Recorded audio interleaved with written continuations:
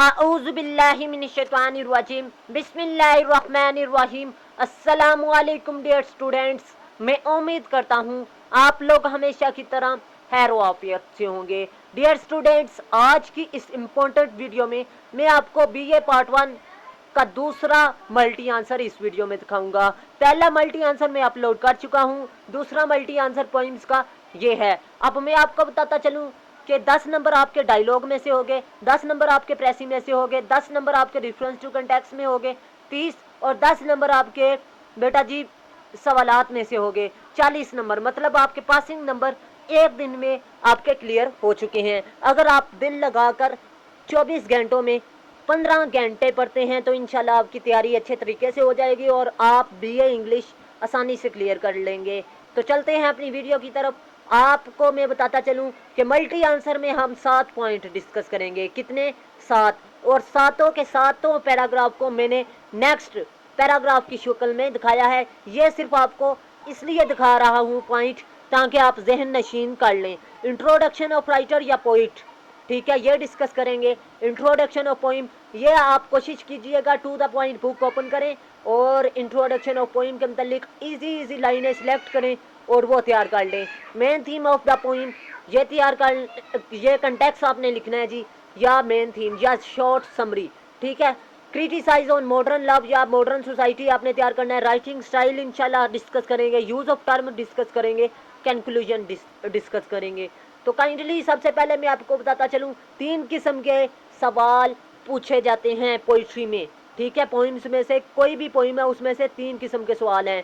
Critical appreciation, theme, terms of poem, writing style. तो kindly आपने इन तीनों किस्मों के सवालात को एक पोइम में लाजमी तैयार करना है। अब वो कैसे तैयार करना है ये भी इस वीडियो में मैं आपको दिखाऊंगा। तो काइंडली आपने इस वीडियो को एक लम्हे के लिए भी मिस नहीं करना। और अगर आप मेरे चैनल पर न्यू हैं तो काइंडली मेरे चैनल को लाजमी सब्सक्राइब कर लीजिएगा और साथ बेल आइकन के बटन पे जाके ऑल पे लाजमी प्रेस कीजिएगा ताकि इस तरह की इंफॉर्मेटिव वीडियो का नोटिफिकेशन सबसे पहले आपको मिल सके। तो चलते हैं अपनी वीडियो की तरफ।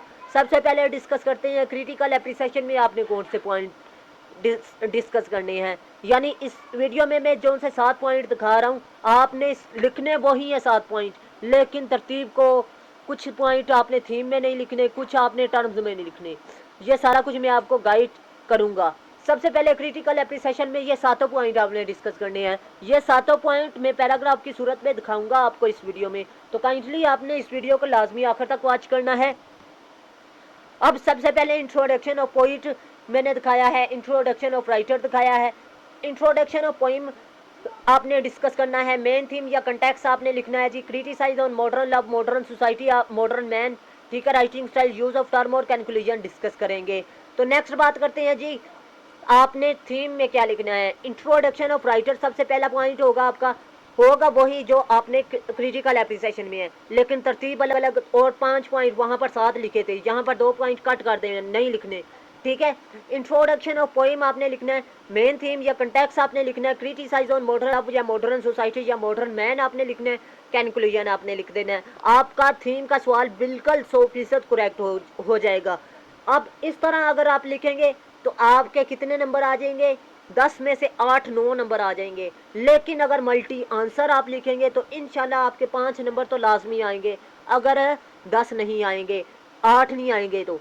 लेकिन अगर आप तरतीब फॉलो करते हैं तो आपके 10 में से 8 लाजमी आएंगे। तो काइंडली आप कोशिश करें कि तरतीब फॉलो करें। टर्म्स ऑफ पोइम या राइटिंग स्टाइल की बात करते हैं।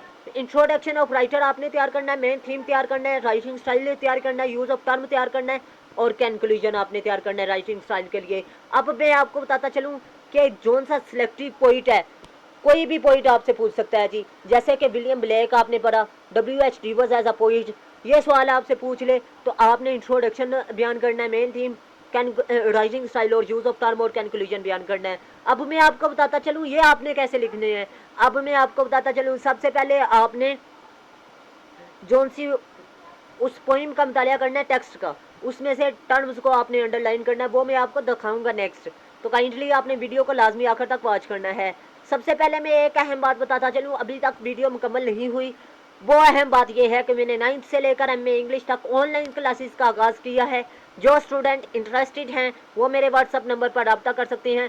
आपके एडमिशन से लेकर आपके एग्ज़ाम के आखिरी दिन तक इंशाल्लाह अच्छे तरीके से आपको गाइडलाइन फराहम की जाएगी। अगर आप लोग इंटरेस्टेड हैं तो आप लोग मेरे व्हाट्सअप नंबर पर रब्ता कर सकते हैं और कमेंट सेक्शन पर भी रब्ता कर सकते हैं। और एक अहम बात बताता चलूँ, ऑनलाइन क्लासेस का फ़ायदा यह है कि आप लोग एकेडमीज़ के झंझट से मुकम्मल तौर पर आज़ाद हो जाते हैं। और इसके अलावा आपकी जो सी क्लासेस हैं वो BS इंग्लिश की भी हैं। अगर आप लोग क्लासेस लेना चाहते हैं BS इंग्लिश की तो फिर भी आप रब्ता कर सकते हैं। अब इंट्रोडक्शन ऑफ पोइट या राइटर डिस्कस करते हैं। डैश इज़ द फेमस, यहाँ पर राइटर का नाम लिखना या पोइट का, ठीक है। फर्ज कर ले William Blake as a poet आ गया तो ये इंट्रोडक्शन आप लिख सकते हैं, ठीक है। अगर WH डिवर्स आ रहा है तो आप ये लिख सकते हैं, ठीक है। माया एंग्लो आ रहा है तो फिर भी आप लिख सकते हैं, ठीक है। इस famous poets of English poetry के बड़े शायरों में से एक, बड़े मशहूर शायरों में से एक शायर है, ठीक है। Dash is a remarkable poem of dash, ठीक है। डैश इज़ अ, यहाँ पर पोइम का नाम आएगा, इज़ अ रिमार्केबल पोइम, ये पोइम है अल्लाह ऑफ डैश, राइटर का नाम यहाँ पर लिख देना है। अबाउट डैश टॉपिक के बारे में जिसके मुतालिक वो लिखी गई है, ठीक है। जैसे कि लेयर की बात करें वो इंसान के बारे में है। ये टॉपिक आपने सिलेक्ट करने हैं गौर व फिक्र करके, ठीक है। He is very much innovative, ये नई बात करने वाली है, नए टॉपिक को बयान करती है। He has praiseworthy brilliance, वो प्राइस काबिल तारीफ है। He is gifted with rich imagination, और वो खुदा की तरफ से उसे एक तोहफा दिया गया है कि वो ख्यालात में आला है।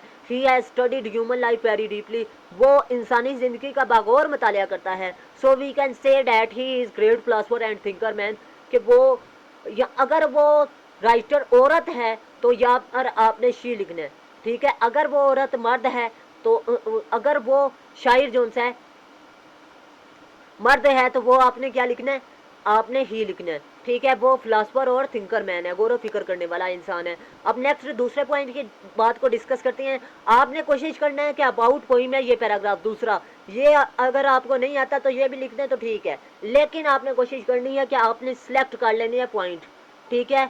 अबाउट पोइम के मतलब जोन सी इजी लाइन है, ठीक है, वो आपने लिख देनी है। Dash is main theme of dash के मौजू है। The poet tells us about the dash of life, जिंदगी के इन पहलुओं को बयान करता है। यहाँ पर आपने टॉपिक लिख देना है, he has studied the evils of modern civilisation very closely, और वो जदीद सिविलाइजेशन यानी माशरे की बुराइयों का बहुत ही गहराई से मुतालिया करता है। नेक्स्ट आपने बेटा जी पॉइंट जो सा है ना अबाउट पोइम, ये आपने जो पोइम का क्रिटिकल एप्रिसिएशन आया है या सवाल आया है आपने वो अबाउट पोइम वाला कोई भी इजी लाइन लिख देनी है। कॉन्टेक्स्ट आपने उस पोइम का लिख देना है, ठीक है। उसका डिस्क्रिप्शन में मैं लिंक दे दूंगा, इजी। नेक्स्ट बात करते हैं criticise on modern dash. Dash writes about only the negative side of dash, यहाँ पर आपने राइटर राइट्स के साथ लिखना है और यहाँ पर आपने टॉपिक के बारे में लिखना है। इन हिज पोइम, इसकी नज़म में, अपनी नज़म में, the poet reports upon the life of dash, यहाँ पर टॉपिक लिख देना है कि शायर अफसोस करता है डैश की लाइफ में। So we can say that he has studied the evils of modern dash very closely, कि वो बहुत ही, इसलिए हम कह सकते हैं कि वो माशरे के जदीद जो सा लव है या फिर आप कह दें मैन पर बहुत ही, उसकी बहुत सी बुराइयों का गहराई के साथ मुतालिया करता है जी। So we can say that he is great philosopher and great lover of dash. फर्ज कर लें लेयर है तो वो नेचर को मुतालिया कर, नेचर का आशिक होगा, ठीक है। अगर कोई और पोइम है तो उसका आपने टॉपिक के मुतालिक लवर ऑफ डैश लिखना है जी, ठीक है। टॉपिक आपने यहाँ पर लिख देना है, सिंपल सी बात है। अगर कोई चीज़ समझ में ना आए तो मेरे कमेंट सेक्शन पर रब्ता करें, इंशाल्लाह मैं आपको रिप्लाई करूँगा। अगर आपने अभी तक मेरे चैनल को सब्सक्राइब नहीं किया तो लाजमी सब्सक्राइब कीजिएगा और साथ बेल आइकन के बटन में जाके ऑल पे लाजमी प्रेस कीजिएगा। वीडियो को लाजमी लाइक कीजिएगा, दोस्तों के साथ लाजमी शेयर कीजिएगा ताकि आपके दोस्त भी इस वीडियो से इस्तेफादा हासिल कर सकें। नेक्स्ट बात करते हैं जी पांचवें पॉइंट की। डैश यूजेस, यहाँ पर राइटर का नाम आएगा, पोइट का नाम आएगा। Uses difficult language in his poem, अपनी नज़म में अगर उसकी पोइम में डिफ़िकल्ट लैंग्वेज है तो आपने डिफ़िकल्ट लिखनी है, अगर इजी लैंग्वेज है तो easy. The poem has been divided into dash stanza, कि जितने स्टैंजा इस्तेमाल किए गए हैं आपने स्टैंजा की तादाद लिख देनी है और जितनी लाइंस लिखी गई हैं आपने उतनी लाइंस लिख देनी है, ठीक है। आइए समझ, अगर नहीं समझ आई तो बुक देखें, टेक्स्ट देखें, आपको पता चल जाएगा स्टैंजा किसे कहते हैं और लाइंस किसे कहते हैं, ठीक है। नेक्स्ट बात करते हैं 6 पॉइंट की। ही यूजेस डैश, राइटर का नाम लिखना है। Dash uses different terms in his poems such as alliteration, anaphora, assonance and consonance. Now we can discuss these terms one by one. और वो मुख्तलिफ टर्म्स का इस्तेमाल करता है, जैसे कि एलिट्रेशन, एनोफोरा, एसोनेंस और कंसोनेंस है, जैसे कि हम उसकी पोइम में, और अब हम वन बाय वन इनको डिस्कस करेंगे. Alliteration is the repetition of first sound of words closely placed together in a line. एक लाइन के अंदर सेम अल्फाज का आ जाना एलिट्रेशन कहलाता है जी. There are many example of alliteration in this poem such as, आपने उस पोइम के मुतालिक एलिट्रेशन का इस्तेमाल लिखना है. Sound of letter and dash is repeated, आपने लिख देना है कि कौन से अल्फाज चेंज बार बार आए हैं, वो लिख देने हैं. Consonance, consonance is the repetition of consonant sounds in words closely placed together in a line. Consonance अल्फाज का बार बार लाइन में आ जाना, एक लाइन में आ जाना, वो क्या है, कंसोनेंस कहलाता है जी. The use of the specific poetic devices can be seen in the following lines of the poem. अगर जिस पोइम का सवाल आया आपने उसी का कंसोनेंस लिखना है. कोई भी लाइन आप लिख सकते हैं जिसमें कंसोनेंस लेटर आए. Sound of letter dash is repeated, आपने कंसोनेंस जो रिपीट हो रहा है. Assonance, assonance is the repetition of vowels and sound in words closely to placed together in a line. एक लाइन के अंदर वॉवल अल्फाज का सेम अल्फाज एक लाइन में आ जाना, वो क्या कहलाता है, सेम अल्फाज वॉवल के आ जाए एक लाइन में, वो क्या, एसोनेंस कहलाता है. Assonance in the poem can be seen in the poem, देखे जा सकते हैं. Sound of letter dash is repeated, आपने जो सा एसोनेंस रिपीट हो रहा है उस एसोनेंस का हर्फ, ठीक है, वो आपने यहाँ पर लिखना है. Images in the images in poem, ठीक है, he uses images such as, जो से इमेजेस इस्तेमाल किए हैं वो आपने लिख देने हैं. नेक्स्ट बात करते हैं हिनक, his description of the poem is very remarkable, उसकी जो सी मंजर कशी है वो आला है. Has used the images of dash, यहाँ पर इमेजेस लिखना है beautifully and it's relevant to the dash, यहाँ पर टॉपिक लिखना है. डैश इज आ, यहाँ पर आपने पोइम का नाम लिखना है. मैं उम्मीद करता हूँ वीडियो अच्छी लगी. अल्लाह हाफिज़. पाकिस्तान जिंदाबाद.